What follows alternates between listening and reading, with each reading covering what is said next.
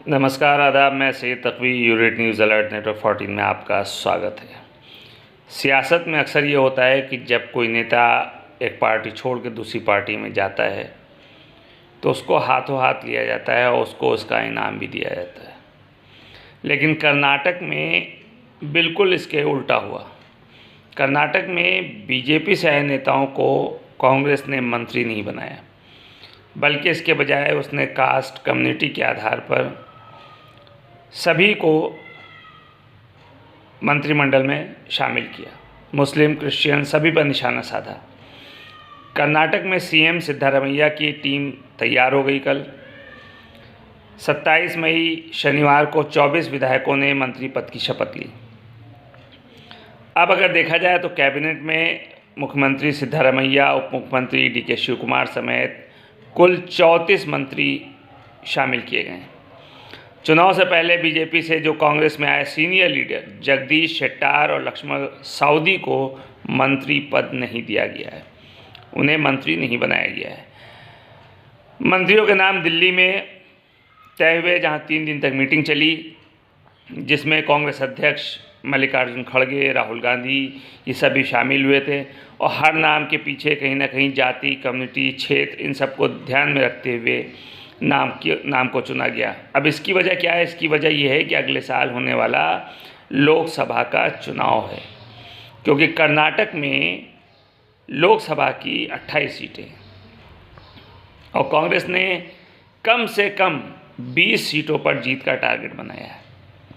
2019 में जब लोकसभा का चुनाव कर्नाटक में हुआ था तो कर्नाटक में कांग्रेस के खाते में सिर्फ और सिर्फ 1 सीट आई थी, जब बेंगलुरु रूरल सीट से डीके शिवकुमार के भाई डीके सुरेश चुनाव जीते थे। और उस वक्त बीजेपी को 25 सीटें हासिल हुई थी। 1 सीट इंडिपेंडेंट निर्दलीय, 1 जेडीएस के खाते में गई थी। लेकिन कर्नाटक में विधानसभा चुनाव में कांग्रेस की ज़बरदस्त जीत के बाद पार्टी ने 135 सीटों के साथ करीब 43 यानी 43% वोट हासिल किया है। अब कांग्रेस चाहती है कि लोकसभा चुनाव में उसको इसका फ़ायदा मिले। इसीलिए कांग्रेस का पूरा ध्यान अब लोकसभा चुनाव पे, यानी विधानसभा चुनाव ख़त्म होते ही मंत्रिमंडल में मंत्री का बंटवारा होने के बाद, सीटों का बंटवारा होने के बाद उसका पूरा ध्यान अब लोकसभा चुनाव पर है। इसीलिए उसने सिद्धारमैया और डीके दोनों को बैलेंस करने का काम किया है। यानी मंत्रिमंडल में सिद्धारमैया और डीके शिवकुमार दोनों के गुट को बराबरी से बैलेंस करने का काम किया है, क्योंकि तकरीबन 16% आबादी वाली लिंगायत कम्युनिटी के 6 मंत्री बनाए गए। क्योंकि लिंगायतों की ये डिमांड थी कि उनकी कम्युनिटी के नेता को डिप्टी सीएम यानी उप मुख्यमंत्री बनाया जाए, लेकिन ऐसा नहीं हुआ। इसीलिए कांग्रेस ने मंत्रिमंडल से लिंगायतों को मनाने की, साधने की कोशिश की है। अगर उठा के पिछले वक्त को देखा जाए तो लिंगायत करीब 20 साल से बीजेपी के साथ थे। बीजेपी की सरकार में ज़्यादातर वक्त लिंगायत कम्युनिटी के बीएस येदियुरप्पा ही मुख्यमंत्री रहे। इस बार लिंगायत वोट बीजेपी और कांग्रेस में बढ़ गया, क्योंकि चुनाव से 1 साल पहले बीएस येदियुरप्पा को मुख्यमंत्री पद से हटा दिया गया था। ये बात अलग है कि उन्हें कैंपेन कमेटी का हेड बनाया गया, लेकिन तब तक बात बनी नहीं और बात जो है वो हाथ से निकल चुकी थी। लिंगायत कम्युनिटी से आने वाले जगदीश शेट्टार और लक्ष्मण साउदी ने भी टिकट न मिलने की वजह से भारतीय जनता पार्टी का दामन छोड़ दिया था। और असर ये हुआ उसका कि लिंगायत बीजेपी में न शामिल होकर के बल्कि दूर होते गए और कांग्रेस के पाले में चले गए। और कांग्रेस लोकसभा चुनाव में भी लिंगायतों को साथ रखना चाहती है, इसीलिए सारी कवायद हो रही है। अब अगर सीटों पे देखें तो लिंगायतों का असर कर्नाटक की 70 सीट पर है। 2018 के चुनाव में भारतीय जनता पार्टी ने तकरीबन इनमें से 38 सीटें जीती थी, और इस बार पार्टी को 38 की जगह पे सिर्फ 20 सीटों पर जीत मिली है, बल्कि 45 सीटों पर कांग्रेस जीती।